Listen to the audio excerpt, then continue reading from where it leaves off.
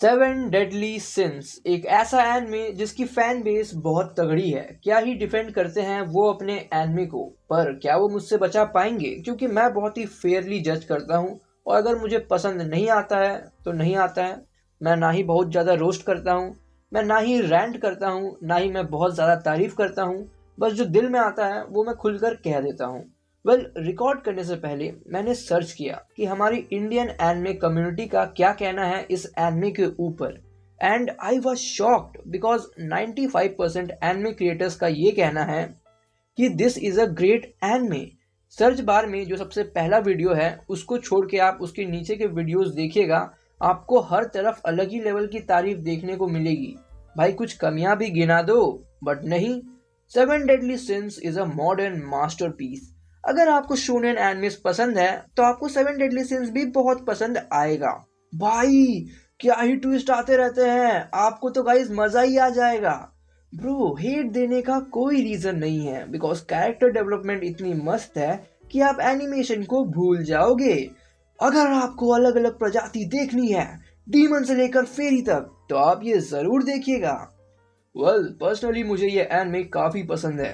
लोगों का ओपिनियन जाए भाड़ में, बिकॉज एनिमेशन की वजह से आप पूरे एनिमे को जज नहीं कर सकते।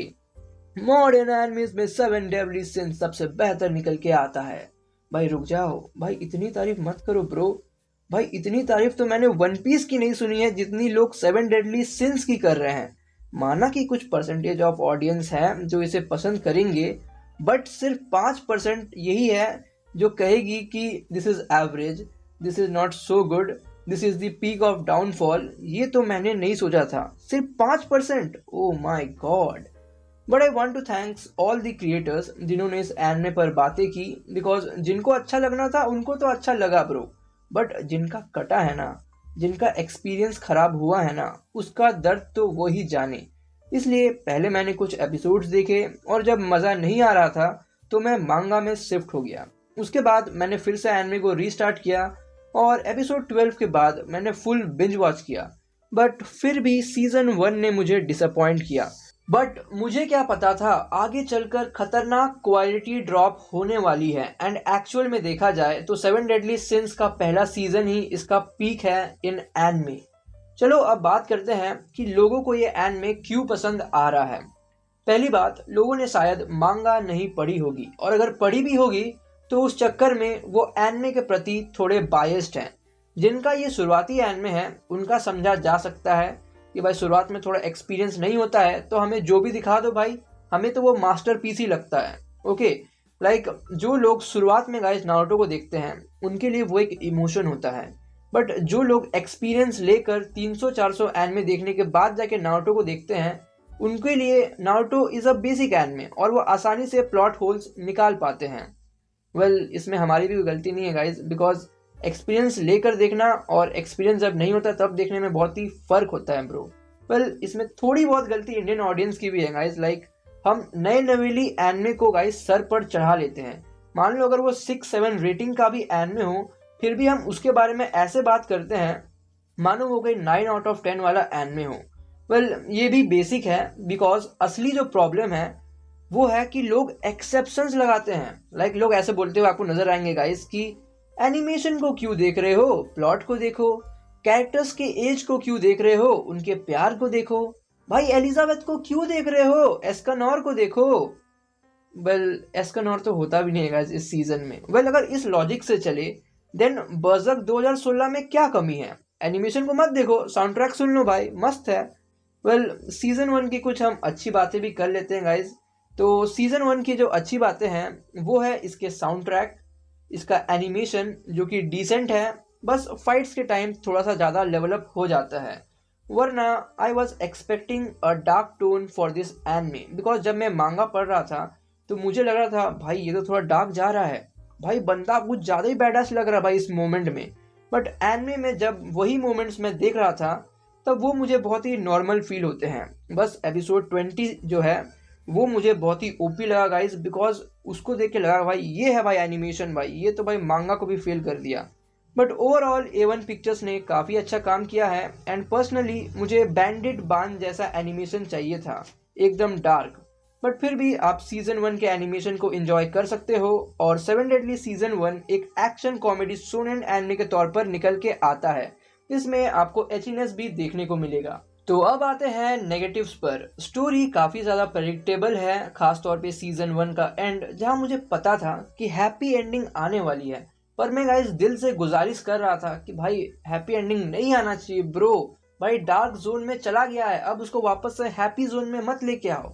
बट आपको तो पता है ये शोनेन एनिमे है, और आखिर में हैप्पी एंडिंग ही आपको देखने को मिलती है with less number of casualties. Secondly, Hawk and Elizabeth, इन्होंने सीजन 1 में बहुत मूड खराब किया। FEATS होंगे बट वो भरपाई नहीं करते हैं उन अनोइंग सीन्स को। अब कई लोग को ये जानना है कि एलिजाबेथ ने कितने बार मेलियोदस का नाम लिया इन सीजन 1। पहले एपिसोड में 2 बार, दूसरे एपिसोड में 8 बार, थर्ड एपिसोड में 39 बार, और ऐसे ही टोटल करके 127 से लेकर 139 से लेकर 146 तक लोगों ने बताया कि उनका कैलकुलेशन निकल कर आता है। बट एक्चुअल में the quantity is between 160 to 180, because episode 3 में उनका कैलकुलेशन एरर हुआ होगा, बिकॉज उन्होंने सिर्फ 16 टाइम्स गिना होगा। पर जैसा कि आपको पता है कि उस एपिसोड में बहुत सारे एलिजाबेथ होते हैं, तो उनके वॉइसेस को भी तो काउंट करना पड़ेगा, जो कि आपको स्क्रीन में दिख रहे हैं। एंड आई थिंक सो 171 या 172 है शायद नंबर में देखा जाए तो। उसके बाद ये एनिमे को देखते हुए आपको लगेगा कि कुछ भी प्लानिंग स्टार्टिंग से नहीं हुई है इस एनिमे को लेकर, इसलिए फ्लैशबैक्स के माध्यम से बहुत चीज़ों को इंक्लूड करने की कोशिश की गई है। पर इसी कारण आगे चलकर आपको बहुत सारे प्लॉट होल्स नजर आएंगे। मीन्स स्पेसिफिकली मैं इस सीजन की बात नहीं कर रहा हूँ।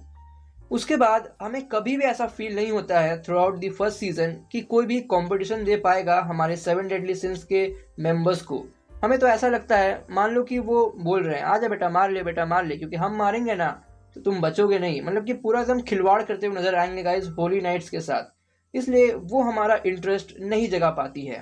ये कोई बुरी एनिमे नहीं है, बस इसका मांगा का आर्ट स्टाइल बहुत ज़्यादा अच्छा है और एनिमे के जैसे डिसअपॉइंट नहीं करती है, और आपको वो टेंशन भी फील होती है थ्रू आउट दी मांगा।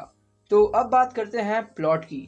ये प्राचीन काल की कहानी है, जब मानवीय और गैर मानवीय दुनिया अभी तक विभाजित नहीं हुई थी। पवित्र शूरवीर जो क्षेत्र के रक्षक थे, उनके पास जबरदस्त जादुई शक्तियां थी और वो भयभीत और पूजनीय दोनों थे।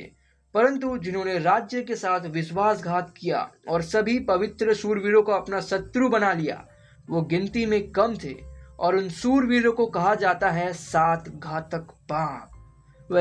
लगता है मैंने कुछ ज़्यादा ही शुद्ध हिंदी बोल दिया। तो सीजन 1 में बेसिकली एलिजाबेथ 7 डेडली सिंस को ढूंढने निकल पड़ती है, जिससे कि वो अपने किंगडम को बचा सके फ्रॉम करप्ट होली नाइट्स। तो आगे की उसकी जर्नी कैसी होगी जानने के लिए देखिए 7 डेडली सिंस।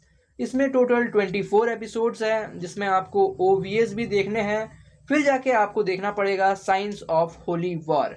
तो अब आते हैं ओवरऑल रिव्यू पर। नूब्स के लिए मास्टरपीस, जनरल ऑडियंस के लिए एक्सीलेंट, प्रो ऑडियंस के लिए एडमिरेबल, रिव्यूअर्स के लिए मास्टरपीस।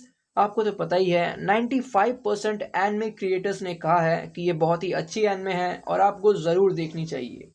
और मेरी तरफ से मैं क्या बोलूँ, अबव एवरेज बोलूँ या सिग्निफिकेंट? अबव एवरेज थोड़ा सा लो हो जाएगा, तो चलो सिग्निफिकेंट कह देते हैं। तो यही था आज का वीडियो। होप सो कि आपको एनिमे रिविजिट पसंद आए, और आपसे जल्दी मुलाकात होगी एक नए वीडियो के साथ। Till then take care and good bye.